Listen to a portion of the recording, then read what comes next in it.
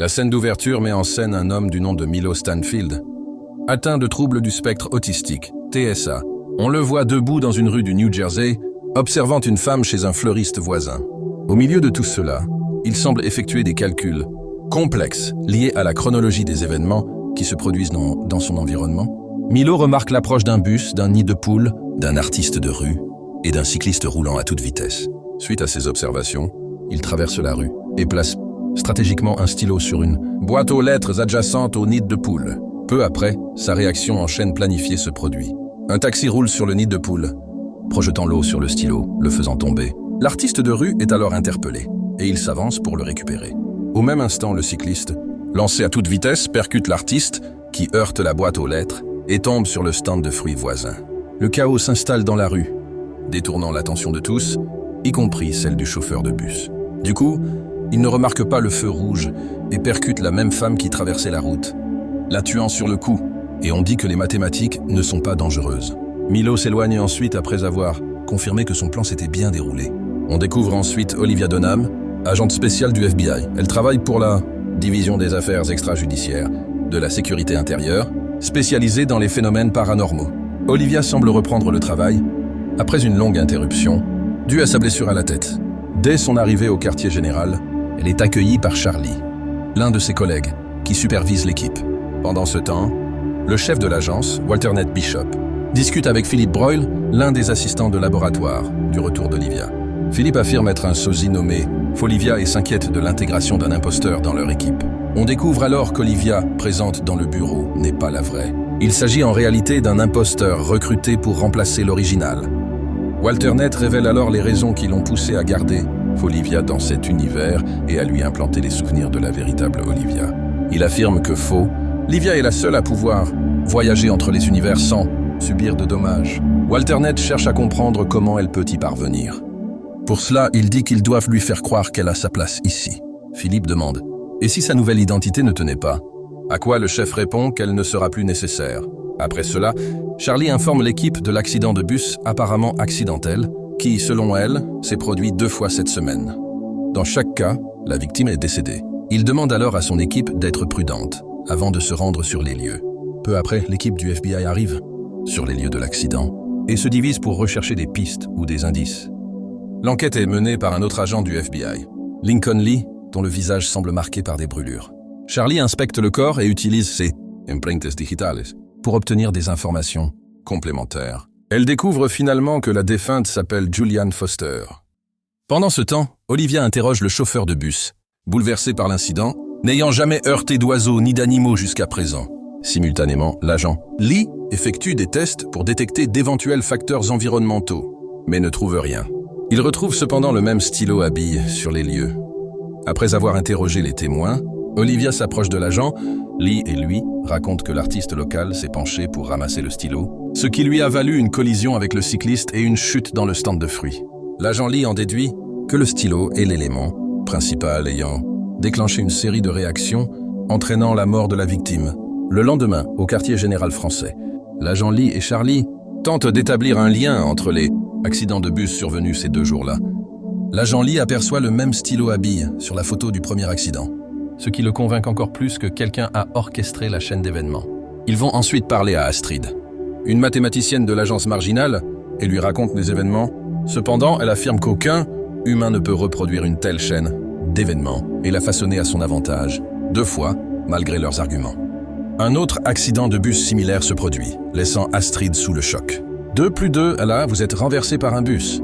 Les agents du FBI se précipitent immédiatement sur les lieux et constatent que les victimes sont encore en vie. En interrogeant les passants, ils apprennent qu'un chien a soudainement traversé la route, provoquant la perte de contrôle du bus. À ce moment précis, Olivia remarque un stylo à billes similaire qui roule par terre, ce qui lui fait comprendre que la chaîne des événements n'est pas terminée. Elle regarde autour d'elle et aperçoit un Milo méfiant qui observe depuis un pont. Quelques instants plus tard, un homme portant des écouteurs s'avance pour traverser la rue, mais est percuté par une ambulance qui arrive. Il fallait sans doute que l'ambulancier remplisse son quota. Ses soupçons confirmés, Olivia alerte son équipe et fonce vers Milo. Voyant cela, ce dernier anticipe instantanément une nouvelle série d'événements et jette un vélo du haut du pont. Un bus change alors de trajectoire et passe sous le pont. Olivia le menace d'une arme et le menace de se rendre. Mais Milo saute du pont, atterrit sur le toit du bus et s'enfuit. Milo est l'homme qui murmure à l'oreille des passagers. Après cet incident, Milo rentre chez lui et trouve sa sœur Madeleine inquiète pour lui. Elle lui dit qu'elle reçoit de nombreux appels de l'hôpital, mais il l'ignore. Elle tente alors de le convaincre de se rendre, prétextant qu'il est allé trop loin.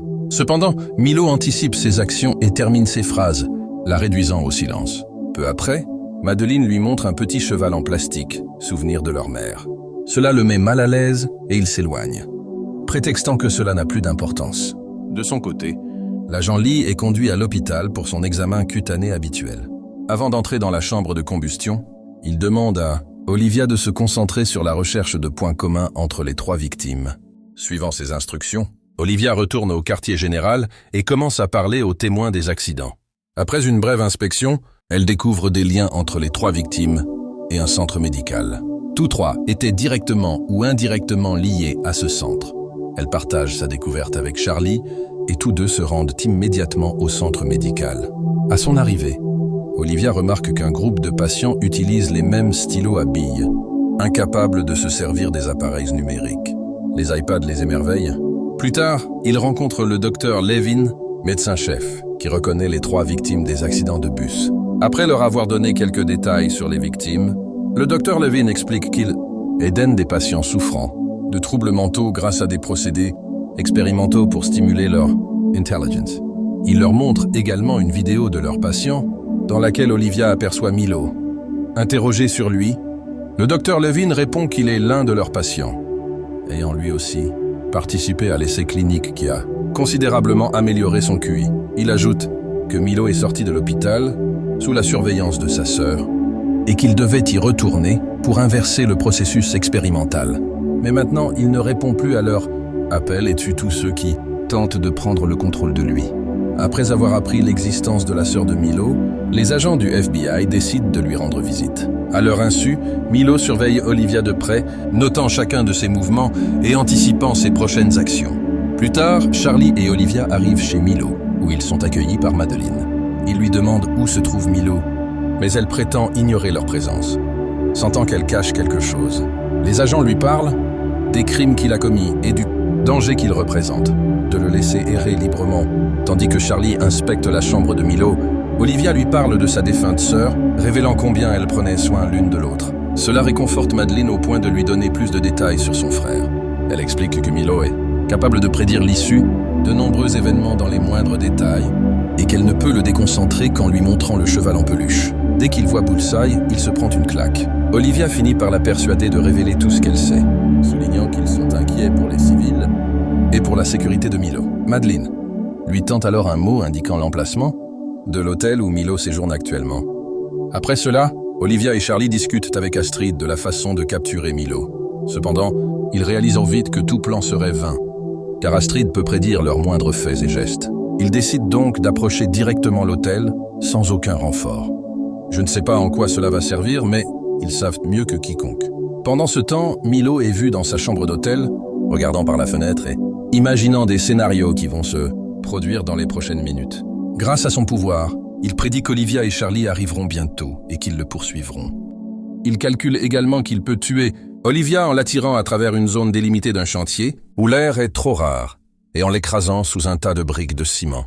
Comme il l'avait prédit, les 2 agents du FBI arrivent à l'hôtel et trouvent Milo qui les attend dans la rue. Il court alors vers le chantier, tandis que les agents le poursuivent. Olivia, ignorant les panneaux d'avertissement de la zone de raréfaction, la traverse en courant au lieu de s'arrêter pour mettre un respirateur. Cela fausse effectivement le calcul de Milo. Il ne la pensait pas aussi bête. De plus, elle esquive un tas de briques cimentées, qui, selon Milo, l'écraserait. Le méchant est choqué de constater que son calcul tourne mal et finit par être rattrapé. À ce moment-là, Olivia manque de s'asphyxier à cause du manque d'oxygène. Heureusement, Charlie arrive juste à temps et lui apporte un respirateur. Suite à ces événements, Charlie demande à Olivia pourquoi elle n'a pas mis de respirateur artificiel. Ce à quoi elle répond qu'elle n'a pas reconnu le panneau d'avertissement. Plus tard, Olivia emmène Madeleine à l'hôpital, où Milo est vu en train d'interagir avec un super ordinateur. Selon le médecin, le médicament améliorant le QI est resté trop longtemps dans le cerveau de Milo, ce qui les empêche d'effectuer le processus d'inversion. Son esprit est désormais si développé que seules les machines peuvent comprendre ses pensées. Attristée par cette nouvelle, Madeleine entre dans la pièce et laisse le cheval en peluche devant son frère. Le soir même, Olivia est chez elle lorsqu'elle a une vision de Peter, son petit ami venu d'un autre univers. Il lui dit qu'elle n'appartient pas à cet univers. Pour appuyer ses dires, il rappelle comment son ignorance de cet univers lui a sauvé la vie. Selon lui, elle serait morte si elle avait reconnu les signes avant-coureurs et s'était arrêtée là. Peter l'encourage à essayer de se rappeler tous ses souvenirs et l'embrasse également avant de disparaître.